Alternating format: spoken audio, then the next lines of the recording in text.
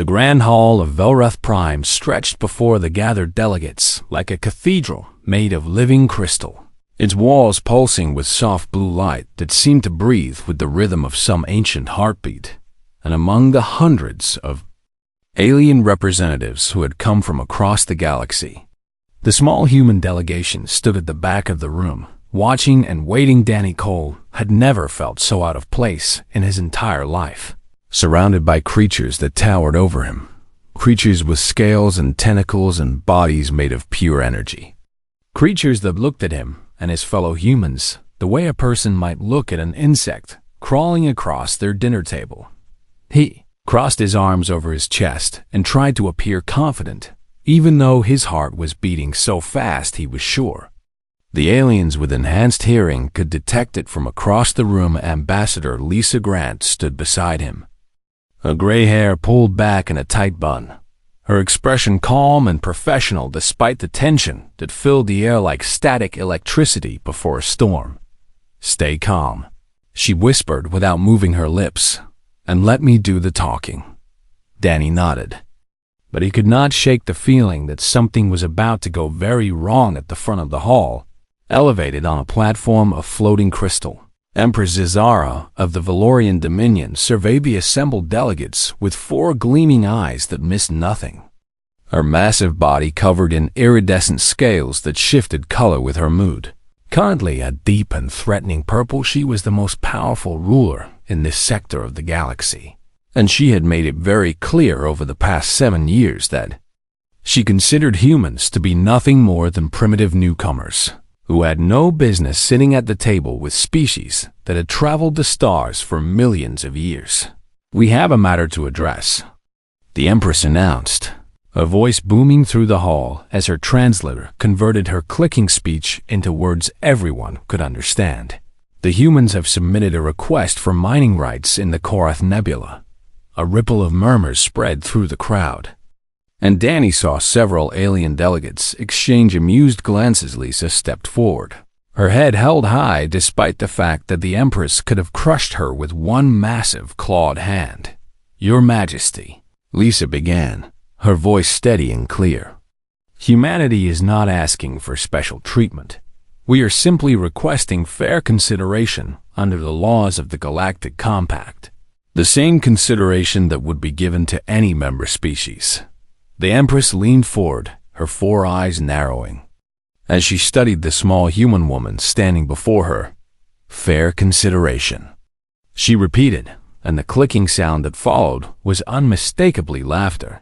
"You want to be treated the same as species who have been part of this compact for longer than your kind has existed. We have proven ourselves capable partners," Lisa replied. "In the 7 years since we joined the compact, human engineers have helped repair 3 orbital stations. Human doctors have developed treatments for diseases that plagued a dozen worlds. Human diplomats have negotiated peace between the Crystalline Collective and the Voidwalkers. And yet," the Empress interrupted, rising to her full height of nearly 15 feet, "you remain the weakest species in the compact. You cannot survive exposure to Class 3 radiation. You require sleep for 1/3 of your existence. Your bodies are soft and fragile. A strong wind could blow you away." Danny felt his hands curl into fists at his sides, but he forced himself to remain silent. "Physical strength is not the only measure of a species," Lisa said, refusing to back down. "Humans have other qualities." "That? Other qualities?" The Empress descended from her platform, her massive form casting a shadow over the entire human delegation as she approached. What qualities could possibly make up for such profound weakness? She stopped directly in front of Lisa, close enough that Danny could smell the strange metallic scent that seemed to cling to all Valorians. "You wish to prove yourselves worthy of the rights you request?" the Empress asked, and something in her voice had changed. Something that made Danny's stomach tighten with sudden dread. "Very well. I shall give you the opportunity." She gestured toward a massive viewport that dominated one wall of the assembly hall, and beyond the crystal glass, Danny could see a rust-colored moon hanging in the darkness of space. That is Volrath Minor, the Empress explained. And on that moon lives a creature we call the Varax. It is the most dangerous predator in this sector of the galaxy. Perhaps in the entire galaxy. She turned back to face the assembly, clearly enjoying the attention of every delegate in the room. The Varax has killed every hunter, every warrior, every predator specialist from 17 different species who has attempted to subdue it. It cannot be killed by conventional weapons, because its hide regenerates faster than any damage we can inflict. It cannot be trapped because it is intelligent enough to escape any containment. It cannot be reasoned with because it knows only violence and rage. The Empress paused, letting her words sink in. You can have my entire planet if you tame this predator, she declared, and the clicking laughter that followed echoed off the crystalline walls. You can have the mining rights, the trade routes, everything in the Korath Nebula. All you must do is bring the Varax to heel, make it submit to your will. Prove that humans are capable of accomplishing what 17 other species could not. The hall fell silent, and Danny could feel the weight of every alien gaze pressing down on him, and his fellow humans. Lisa opened her mouth to respond, probably to politely decline the obviously impossible challenge. But before she could speak, Danny found himself stepping forward. We accept. The words came out before he could stop them, and he felt Lisa's sharp intake of breath beside him. But he did not take them back. The Empress stared at him for a long moment, her 4 eyes blinking in what might have been surprise. You accept? She repeated. You, a soft and fragile human, believe you can succeed where the greatest hunters in the galaxy have failed. Danny met her gaze without flinching, even though every instinct in his body was screaming at him to run. I do. The Empress threw back her massive head and laughed, a sound like stones grinding together, and soon the entire hall had joined in. Hundreds of alien voices united in their amusement at the foolish human who had just signed his own death warrant. Then prepare your funeral rites, human, the Empress said when her laughter finally subsided. You will meet them. You have 30 days to accomplish what cannot be accomplished. And when you fail, when your broken body is dragged back to this hall, perhaps then your species will finally understand its place in the galaxy. She turned and began to ascend back to her platform, dismissing the humans with a wave of one clawed hand. The challenge begins at dawn. As the alien delegates filed out of the hall, still chuckling at the entertainment they had witnessed, Lisa grabbed Danny's arm and pulled him aside. What were you thinking? She hissed, her calm diplomatic mask finally cracking. Do you have any idea what you just did? Danny looked out the viewport at the rust-colored moon that would soon become either his greatest triumph or his grave. I know exactly what I did, he said quietly. I gave us a chance to die. No, Danny replied, and there was something in his eyes that made Lisa pause, something that looked almost like hope, a chance to show them who we really are. The shuttle broke through the thin atmosphere of Volrath Minor 3 days after Danny had accepted the impossible challenge, and as the rust-colored landscape spread out beneath them, he could not help but wonder if he had made the biggest mistake of his life. Kevin Price sat across from him, his weathered face illuminated by the glow of the tablet he was studying.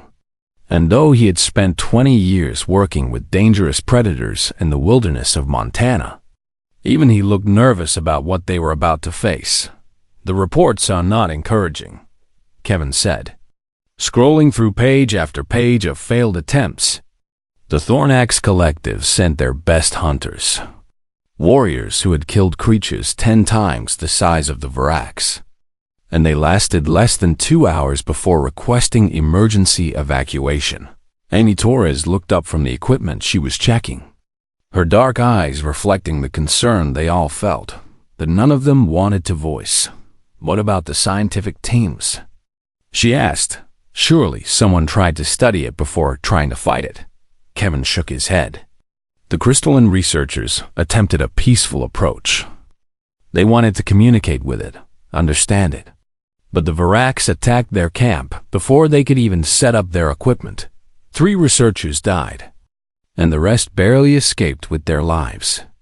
Danny stared out the viewport at the approaching surface, watching the shadows of deep canyons cut across the barren terrain like wounds in the earth. What do we know about the creature itself?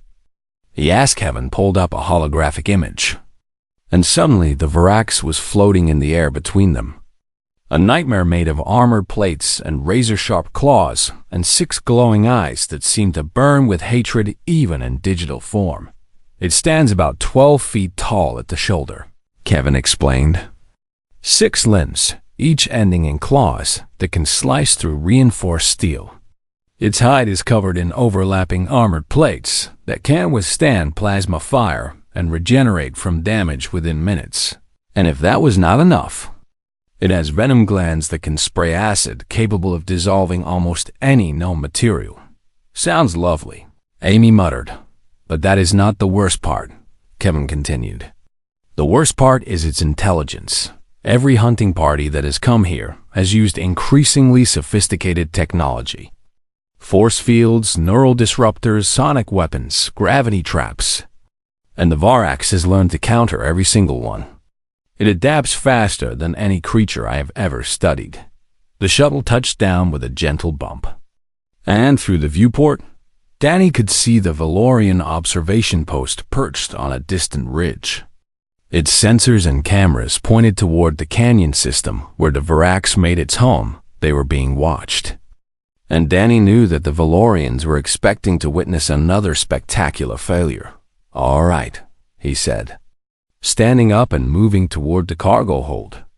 "Let us unload the equipment." Kevin and Amy exchanged glances as Danny began opening the storage containers. "Where are the weapons?" Kevin asked, looking at the supplies Danny was removing. "Where are the containment devices?" Danny pulled out a large cooler filled with carefully prepared food, several thick blankets, a portable heating unit, and worn tennis ball that he tucked into his pocket. "We did not bring any." Amy's eyes went wide. "You cannot be serious." "I am completely serious," Danny replied. "Every other team that has come here has treated this creature as an enemy to be conquered. They brought weapons and traps and technology designed to dominate and control. And they all failed because you cannot force a creature this intelligent to submit." He handed the cooler to Kevin and picked up the heating unit himself. "We are going to try something different."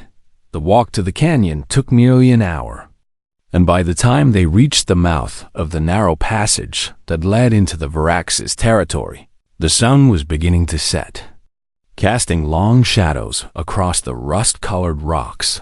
Danny chose a flat area near a rocky overhang that would provide some shelter and began setting up their camp. "This is insane," Kevin said, even as he helped arrange the supplies. "We are setting up camp in the hunting ground of the most dangerous predator in the galaxy, with no weapons and no protection." "We have protection," Danny replied. "We have patience, and we have understanding."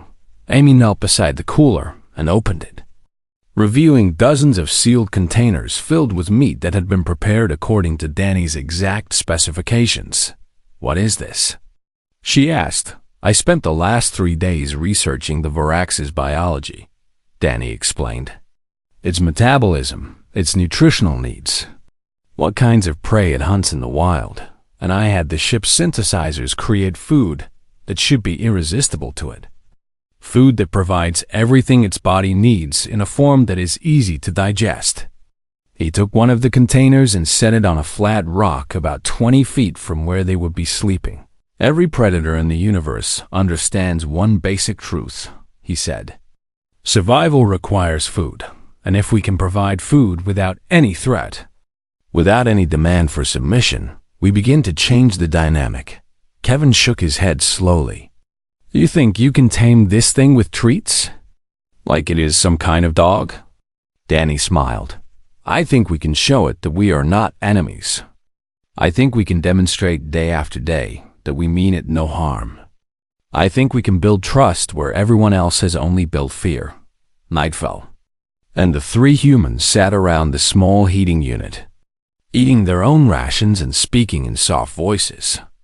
And somewhere in the darkness of the canyon, they could hear movement, the scrape of claws on stone, the low rumble of something massive breathing. "It knows we are here," Amy whispered. "Good," Danny replied. "Let it watch us. Let it see that we are not preparing weapons, that we are not setting traps. Let it see that we are just sitting here, waiting."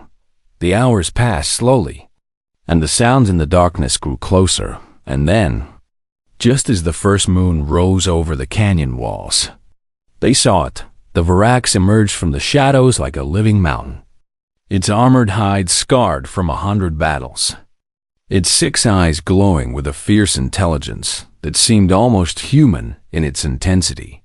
And it was far larger than Danny had expected, easily 15 feet tall, with claws that gleamed like polished obsidian in the moonlight. Kevin's hand moved instinctively toward his belt, reaching for a weapon that was not there. "Do not move," Danny said quietly. "Do not run. Do not make any sudden gestures. Just stay calm." The Varax circled their camp slowly, its head low, its eyes fixed on these strange new creatures that had invaded its territory. And Danny could see the confusion in its gaze, the uncertainty of facing prey that did not flee and did not fight. It stopped in front of Danny, close enough that he could feel the heat radiating from its massive body, close enough that one swipe of those terrible claws would end his life in an instant. "Hey there, big guy," Danny said softly, keeping his voice calm and steady. "Rough day?" The Varax tilted its head, and for a moment, Danny could have sworn he saw something flicker in those glowing eyes. Something that might have been curiosity. Slowly, very slowly, Danny reached into the container beside him and withdrew a chunk of the synthesized meat. And he tossed it gently to the side, away from himself, away from any hint of threat. "It is not poisoned," he said.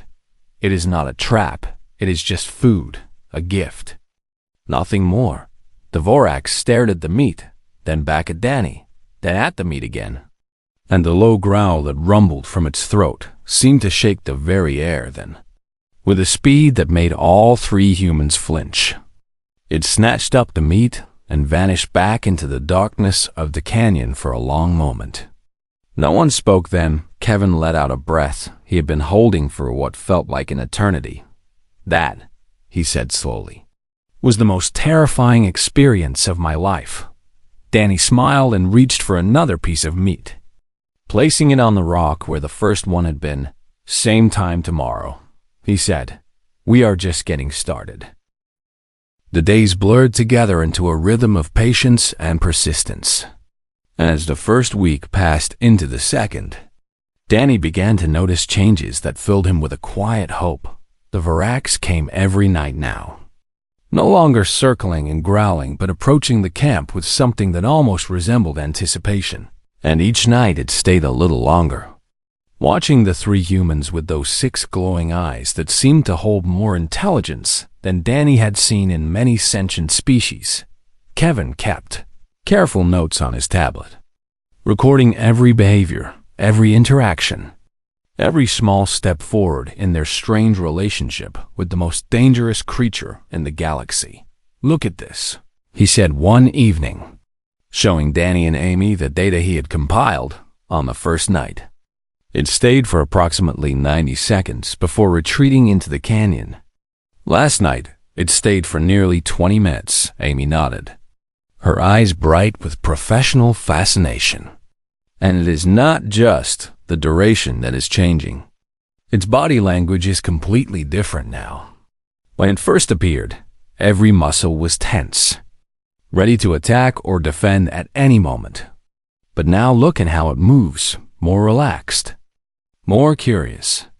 Danny smiled as he prepared the nightly offering of food, taking extra care to include the specific nutrients he had noticed the Varax seemed to prefer.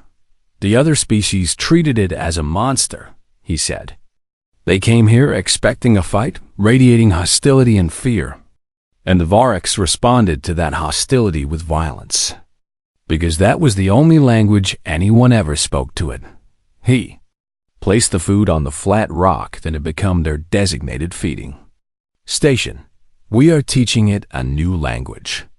In the Valorian observation post on the distant ridge, Commander Thax watched the human camp through his long-range sensors and tried to understand what he was seeing. Every hunting party before had arrived with weapons and technology, with plans and strategies designed to overcome the beast through superior force, and every single one had failed, often within the first few days. But these humans had been on the moon for 16 days now, armed with nothing but food and blankets and soft words. And not only were they still alive, they seemed to be making progress. It defied everything Thax knew about predators and prey. He sent another report to Empress Zidara, carefully documenting what he had observed. And he could only imagine her reaction when she read it on the 18th night. Something remarkable happened. Danny was sitting alone by the heating unit, Kevin and Amy having retreated to the shuttle for a few hours of sleep. When the Varrox emerged from its canyon, it approached the feeding station as it always did. But instead of stopping there, it continued forward, moving past the food and toward Danny himself. Every instinct screamed at him to run, to call for help, to do something other than sit perfectly still as 15 feet of armored killing machine bore down on him. But he had come too far to let fear control him now.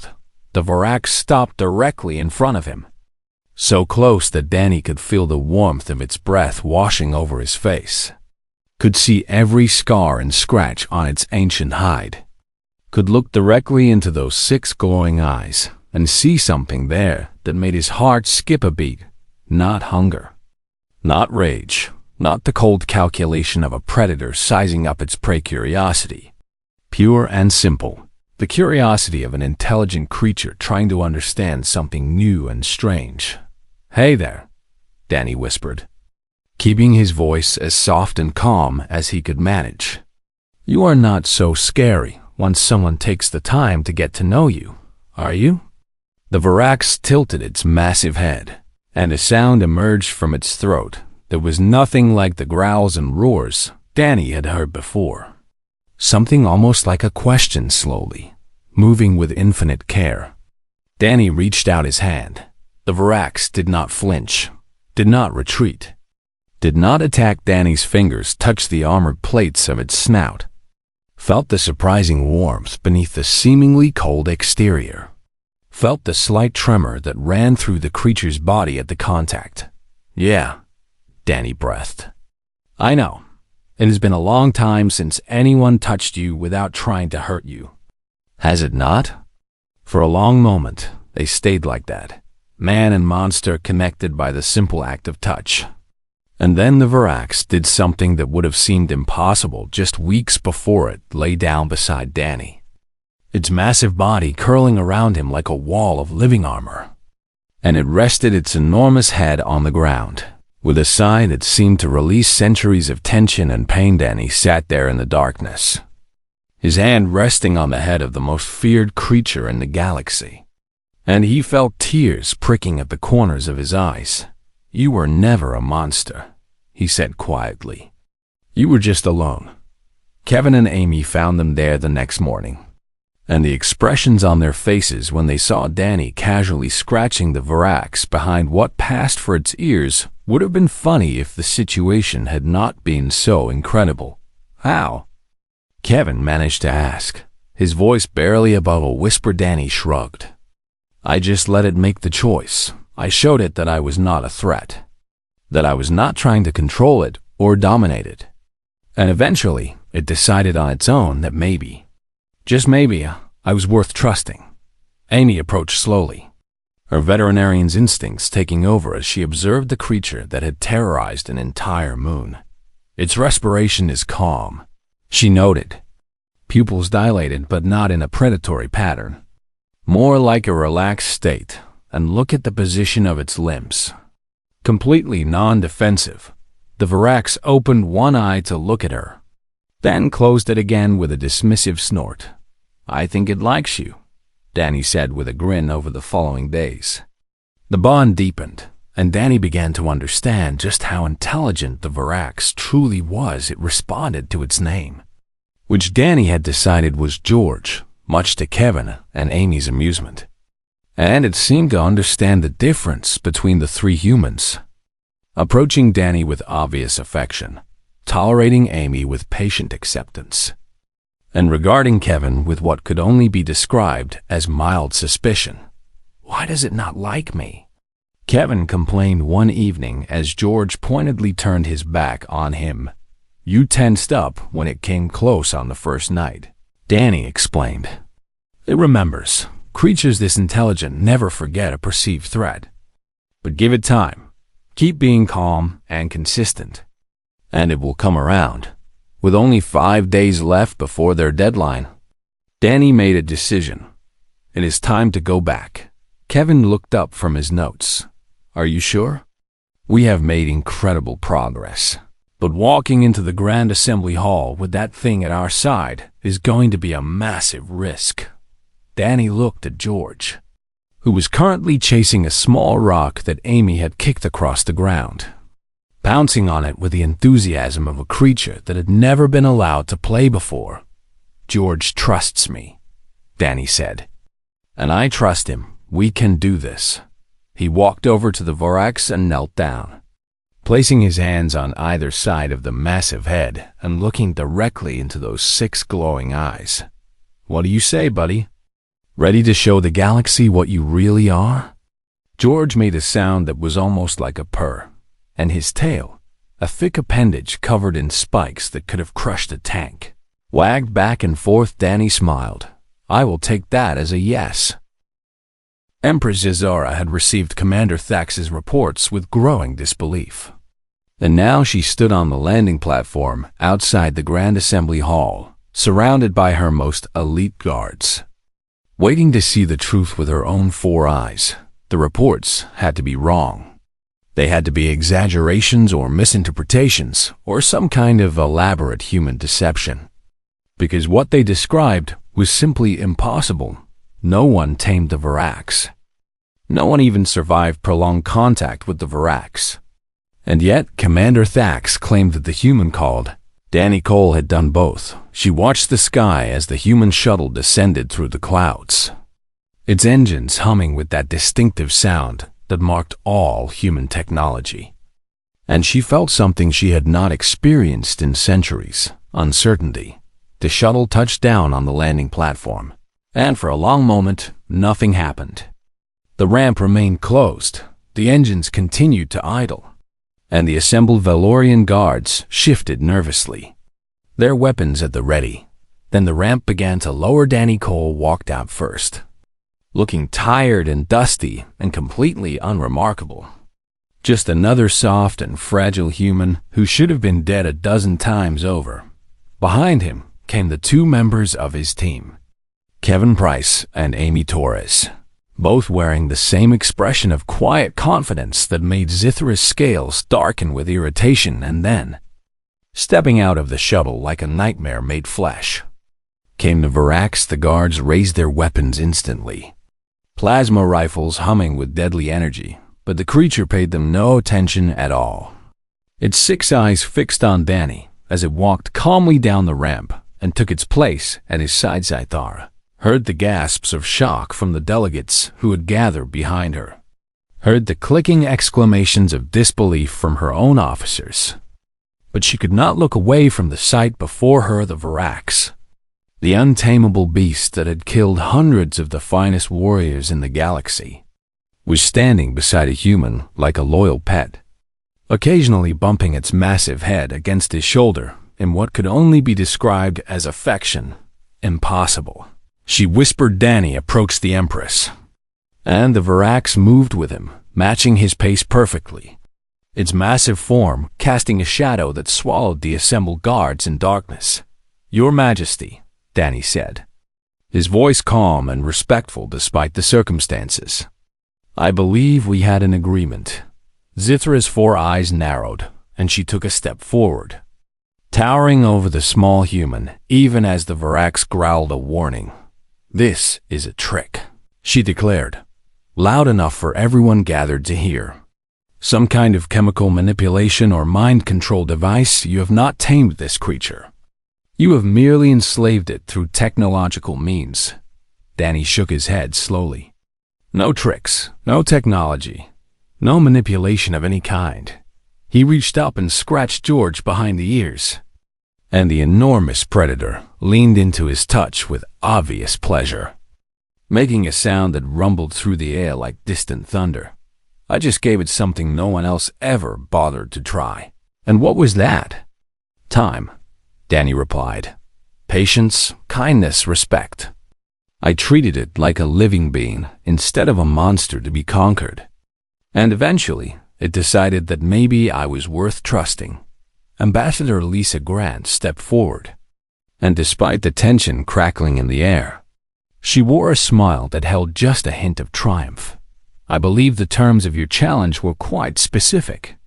"Empress," she said, "if the human delegation could tame the Varax, you would grant us mining rights in the Korath Nebula, access to the trade routes, and if I recall your exact words, your entire planet." A murmur rippled through the assembled delegates. Dozens of alien species watching this confrontation with fascination, recording it on their devices. Already composing the reports they would send back to their home worlds. Idara's scales flushed a deep and angry red. And for a moment, Danny thought she might order her guards to attack regardless of the consequences. But the Empress had not maintained her power for 5 centuries by making foolish decisions.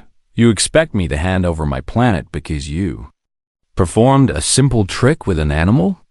she demanded. "I expect you to honor your word," Danny replied, and there was steel in his voice now.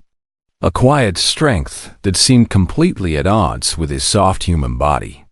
"But since we both know that was never a serious offer, let me tell you what we actually want." He took another step forward, and George moved with him. And together they made an image that would be remembered for generations. "We do not want your planet. We never did. All we ever wanted was to be treated as equals, to be given the same consideration and respect that you give to every other member of the Galactic Compact." Zithara stared at him, and something in her expression shifted. Something that might have been the first faint glimmer of genuine respect. "You could have demanded anything," she said slowly. "You accomplished what no other species in the galaxy has ever accomplished, and you ask only for equality?" "That is all humanity has ever wanted," Danny replied. "We know we are not the strongest species in the galaxy. We know our bodies are fragile and our lifespans are short, and our technology is primitive, compared to races that have been traveling the stars for millions of years." He looked around at the assembled delegates, at the dozens of alien faces watching this moment unfold. "But we have something that most species seem to have forgotten. We have patience, we have empathy. We have the ability to see something that everyone else calls a monster and find the friend hiding underneath." He turned back to the Empress, and when he spoke again, his voice was soft but carried to every corner of the platform. "On our world, we have a long history of forming bonds with creatures that could easily kill us. We turned wolves into dogs, wild cats into companions, massive horses into partners who would carry us into battle, not through force or technology or domination, but through understanding and mutual respect." George chose that moment to yawn, revealing rows of teeth that could have crushed starship hulls. And then he lay down beside Danny with a contented sigh. Apparently bored with all the talking. "The Varax is not a monster," Danny continued. "It is just a creature that has been attacked and hunted its entire life, surrounded by enemies who saw it only as a threat to be eliminated or a trophy to be claimed. All it ever wanted was to be left in peace." He knelt down and placed his hand on George's massive head. "All we ever wanted was a chance to prove ourselves." Empress Zithara was silent for a long moment, and when she finally spoke, Her voice had lost its mocking edge. "You are a strange species," she said. "Soft and weak and fragile, and yet somehow you have accomplished what our greatest warriors could not." She straightened to her full height and addressed the assembled delegates. "The human delegation has fulfilled the terms of my challenge. From this day forward, they will be granted full mining rights in the Korath Nebula and equal access to all trade routes in this sector." She paused, and her four eyes found Danny once more. "And perhaps it is time we stopped underestimating them." As the crowd began to disperse, buzzing with conversation about what they had witnessed, Lisa Grant approached Danny with tears glistening in her eyes. "You did it," she whispered. "You actually did it." Danny smiled and scratched George behind the ears. "We did it," he corrected. "All three of us, plus one very good boy who just needed someone to believe in him." George's tail wagged, knocking over a nearby guard and sending him sprawling across the platform. "We might need to work on his spatial awareness," Kevin observed dryly. Danny laughed, and for the first time since accepting the impossible challenge, he felt like everything was going to be okay. The news of what the humans had accomplished spread across the galaxy like wildfire, racing through communication networks and diplomatic channels and private conversations, until there was not a single inhabited world that had not heard the story. The soft and fragile humans, the species that everyone had dismissed as primitive newcomers barely worth acknowledging, had done the impossible. They had walked into the territory of the most dangerous predator in the galaxy, armed with nothing but food and patience. And they had emerged not just alive but victorious. Delegations began arriving at the human embassy on Velroth Prime within days. Representatives from species that had never bothered to visit before, all of them carrying the same questions. How did you do it? What is your secret? What technology or technique allowed you to succeed where so many others had failed? Danny found himself giving the same explanation over and over again, to crystalline scholars and Voidwalker diplomats, and even a few Valorian officers who seemed genuinely interested in understanding rather than simply skeptical. "There is no secret," he would tell them, sitting in the embassy garden with George dozing contentedly at his feet. "There is no special technology or hidden technique. We simply approach the problem differently than everyone else." A delegation from the Thornax Collective, the species that had lost their greatest hunters to the Varax, listened to his explanation with expressions that ranged from disbelief to outright denial. "You cannot expect us to believe that patience and kindness were enough to tame a creature that slaughtered our finest warriors," their leader said, his chitinous body rigid with barely suppressed anger. "Your finest warriors came here expecting a fight," Danny replied gently. "They carried weapons and wore armor and moved like predators stalking prey. And the Varax responded to that threat the only way it knew how." He reached down and scratched George behind the ears, and the enormous creature made a sound of contentment that seemed to shake the air. "We came here expecting to make a friend." And eventually, that is exactly what happened. The Thornax delegation left unconvinced, but others were beginning to understand, beginning to see that perhaps there was more to humanity than soft bodies and short lifespans. Ambassador Lisa Grant negotiated a new series of trade agreements over the following months.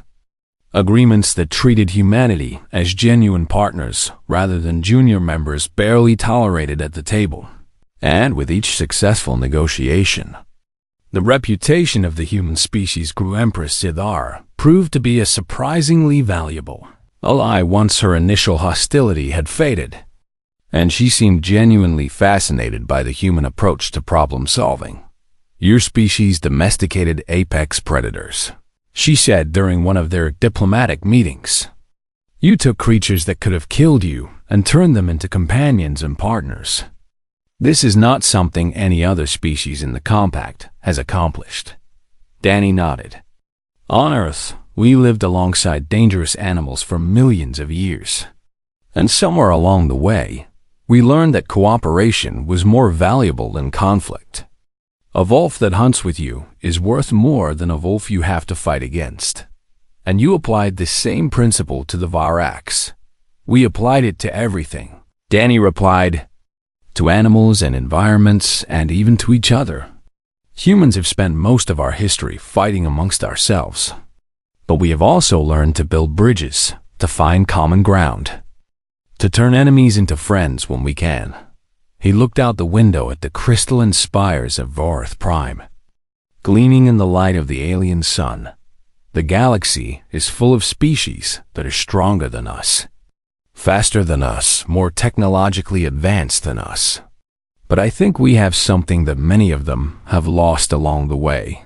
And what is that? Danny smiled. Hope, the belief that things can get better. That understanding is possible, that even the most fearsome creature in the galaxy might just need someone to show it a little kindness. As the months passed, humanity's role in the Galactic Compact continued to evolve. And the story of the Varax became something more than just a tale of an impossible challenge overcome. It became a symbol when diplomatic negotiations stalled between hostile species. Someone would inevitably mention the humans, would point to what Danny Cole had accomplished on that barren moon, and would ask if perhaps there was another way forward when scientists struggled to communicate with newly discovered alien life forms. They began consulting with human researchers, seeking the perspective of a species that had learned to build bridges with creatures most would have simply destroyed. And George, the terrifying beast that had haunted the nightmares of 17 species, became an unlikely ambassador of his own. Researchers came from across the galaxy to study him, to understand how such a fearsome predator could have formed such a close bond with a creature so obviously inferior in every physical way. And what they found challenged everything. They thought they knew about intelligence and emotion, and the nature of connection itself. He is not just tolerating Danny, one crystalline researcher reported after months of observation. He genuinely cares for him, protects him, seeks out his company even when there is no food or reward involved. This is not trained behavior or conditioned response. This is authentic emotional attachment. Danny read the report with a smile while George dozed with his massive head resting in Danny's lap. They make it sound so complicated, he said to Kevin and Amy, who had stayed on Velrith Prime to continue their research. But it is really very simple. You treat something with respect and kindness, and eventually it learns to trust you. Kevin shook his head in amusement. You make it sound easy. But we both know how close we came to being eaten on that first night. Sure, Danny admitted. But we did not get eaten, and that is what matters. Amy laughed. I think what matters is that you changed the way the entire galaxy thinks about humanity. We went from being the weak newcomers everyone underestimated to being the species that accomplished the impossible. Danny looked out the window again, watching as a human transport ship descended toward the landing platform, probably bringing another delegation of curious aliens seeking to understand the secret of human success. We did not change anything, he said quietly.